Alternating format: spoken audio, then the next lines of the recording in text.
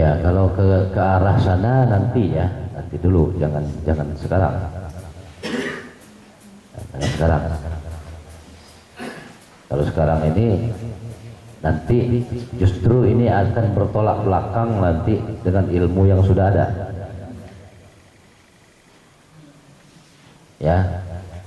Karena ilmu yang sudah ada ini kan banyak ilmu fikih. Banyak ilmu fikihnya. Yang namanya ilmu ketuhanan, ilmu makrifat itu kan mungkin belum ya, belum ke sana. Nah, kalau itu kan sudah nyangkut ke masalah ilmu makrifat. Ya. Oleh sebab itu, karena itu namanya rahasia, rahasianya Tuhan. Itu nggak boleh dibuka. Kecuali dibuka dengan ahlinya, artinya orang-orang yang bisa menerima boleh dibuka. Kalau orang-orang yang tidak bisa menerima, tidak dirahmati oleh Allah Subhanahu Wa Taala, dia ya nggak boleh, karena akan menimbulkan fitnah,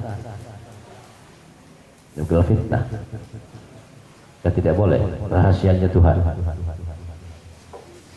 Ya, tapi yang perlu kita ketahui kan berarti yang namanya ruh itu tidak ada yang nggak ada yang kafir.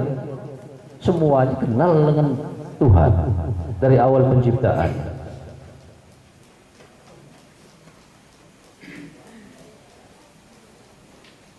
Ya, karena ruh itu penciptaannya sekaligus, bukan seperti jasad. Kalau jasad kita ini kan enggak sekaligus. Kan gitu ya, jasad kita ini ya, bukan Adam, bukan ya, jasad kita, anak cucunya Adam, ciptaannya kan tidak sekaligus. Ada yang tua, ada yang muda, yang duluan tua, yang belakangan muda. Nah, beda dengan penciptaan ruh. Kalau penciptaan ruh nggak ada yang tua, nggak ada yang muda. Karena penciptaannya sekali. Begitu diciptakan, udah tercipta semua, termasuk ruhnya. Yang jasadnya masih dikandung bumi ini sudah ada, sudah tersedia. Ya, itulah penciptaan ruh.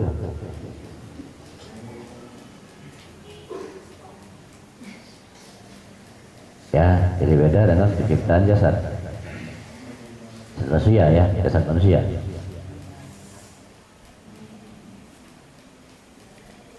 Ya, jadi saya belum akan menjelaskan tentang itu ya, tapi sesuai dengan materi pelajaran yang akan kita pelajari, insya Allah apa yang ditanyakan itu saatnya nanti yang menjawabnya pelajaran, itu yang akan menjawabnya. Ya, kalau sudah saatnya pelajaran.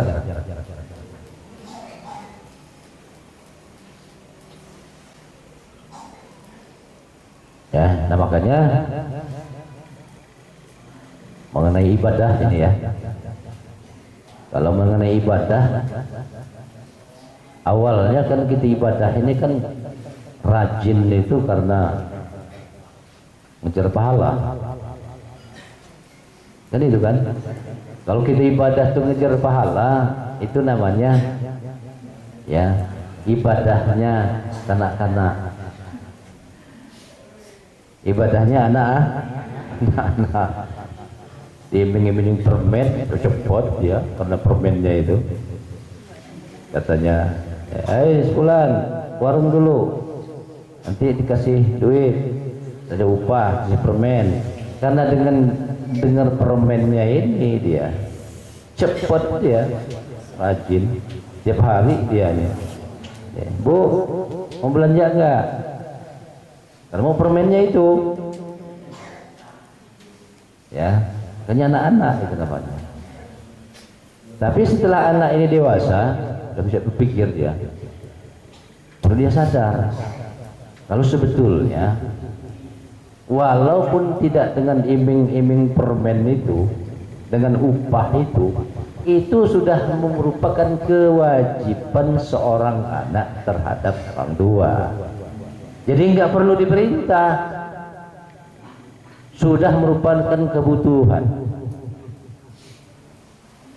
Ya, maka dalam hadis Rasul, ridullah ridul walidaini, suhtullah suhtul walidain. Ridhonya Allah itu tergantung dengan ridhonya ibu bapak. Ya, murkanya Allah itu juga tergantung dengan murkanya ibu bapak.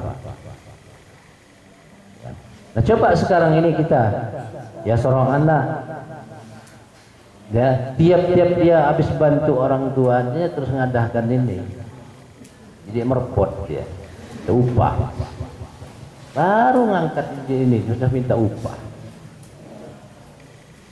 Ya, coba bagaimana nih penilaian orang tua terhadap si anak ini?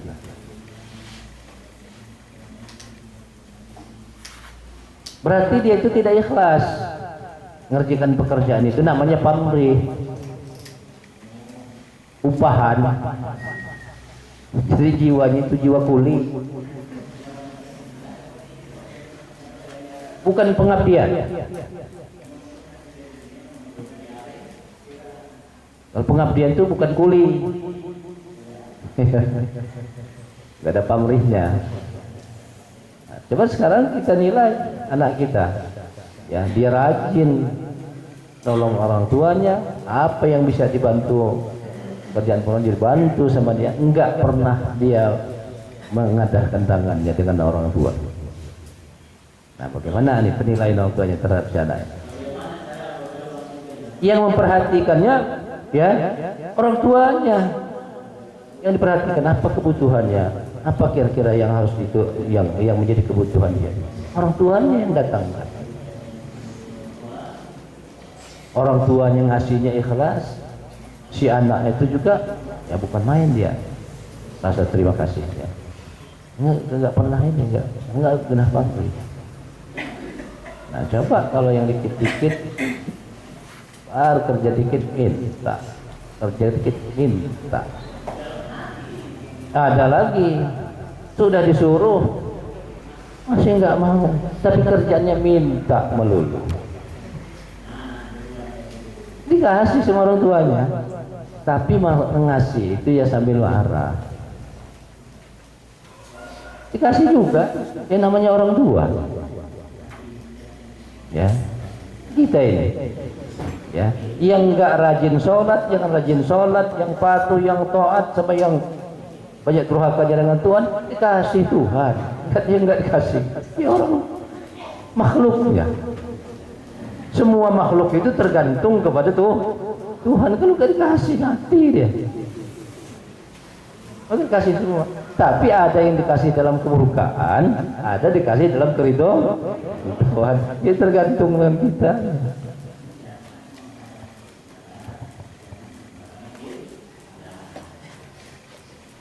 Ya.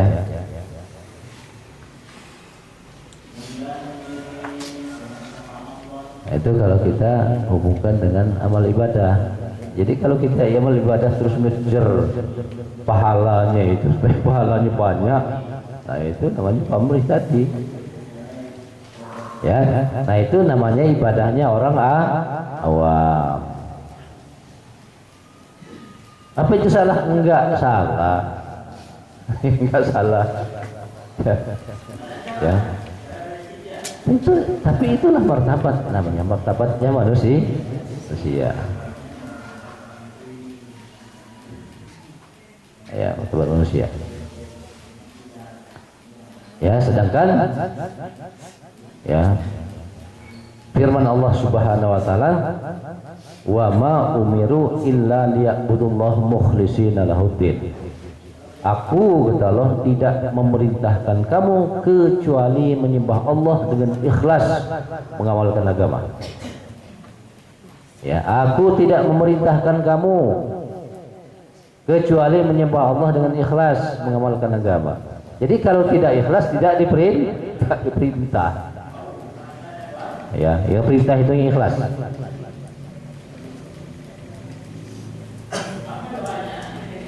Ya, nah makanya sholat digolongkan dua. Ayat 1, fawailul lil musallin alladzina hum an sholatihim sahun. Yang satu golongan lagi, qad aflahal mu'minun alladzina hum fi sholatihim khashi'un. Ya, yang satu golongan kata Allah, neraka wil bagi orang-orang yang sholat, itu orang-orang yang lalai di dalam sholatnya. Nah ini yang pemerintah tadi itu lalai. Kemudian yang segolongan itu kata Allah, berbahagialah bagi orang-orang mukmin yang khusyuk di dalam sholatnya. Nah, khusyuk ini hubungannya dalam ikhlas. Itu yang mendapatkan kebahagiaan dari Allah Subhanahu wa taala, dapatkan kesenangan. Ya, nah barulah bisa terpenuhi.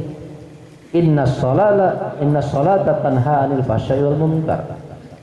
Kalau sholatnya khusyuk, ya bisa dipastikan sholatnya orang itu bisa mencegah pekerjaan keji dan munkar. Tapi kalau sholatnya lalai, nggak bisa jaminan bisa mencegah pekerjaan ya keji dan munkar, nggak bisa jadi jaminan. Baru selesai sholat, turun keluar rumah, ya ketemu dengan rekan-rekan di pos kamling, mulai masuk kartu judi kerjaan. Padahal barusan yang namanya sholat, keluar dari rumah, habis sholat isya keluar dari rumah, ketemu kawan-kawan di pos kamling, mulai main kartu. Berarti sholatnya itu nggak bisa mencegah pekerjaan keji itu.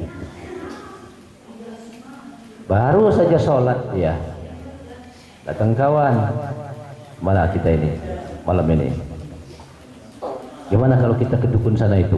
Kalau dukun sana itu nomor yang tiap hari itu sip betul pas, mulai dia nepar dengan dukun. Nah itu kan kerjaan mungkar namanya itu, kerjaan syirik.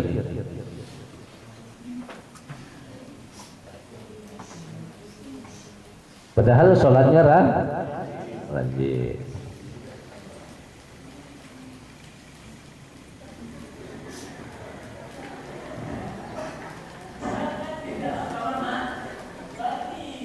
Ya. Sudah ya, nggak ada lagi yang bertanya ya? Ada? Ya.